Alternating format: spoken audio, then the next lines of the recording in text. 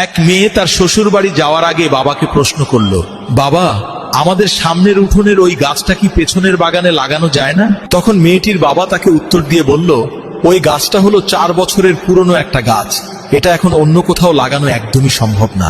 এখন যদি এই গাছটাকে অন্য কোনো জায়গায় নিয়ে লাগানো হয় তবে সেটা নতুন মাটিতে নিজেকে মানিয়ে নিতে পারবে না এবং গাছটা মরে যাবে।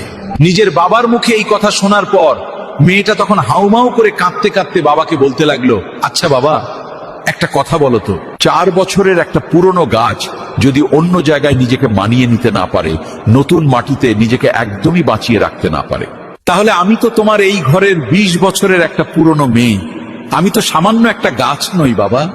তাহলে তুমিই বলো, আমি কিভাবে অন্যের একটা নতুন বাড়িতে গিয়ে নিজেকে মানিয়ে নিব আর নিজেকে সম্পূর্ণ বাঁচিয়ে রাখবো বাবা?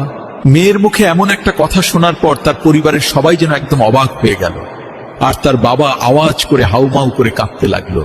আসলে আমরা ছেলেরা মেয়েদের জীবনটাকে যতটা বেশি সহজ মনে করি, তাদের জীবনটা কিন্তু ততটাও বেশি সহজ নয়, অনেক কঠিন। তাই আমি এই পৃথিবীর প্রত্যেকটা ছেলেকে বলবো, আপনারা সবাই দয়া করে মেয়েদেরকে মন থেকে সম্মান করতে শিখুন এবং তাদের ভালোবাসুন।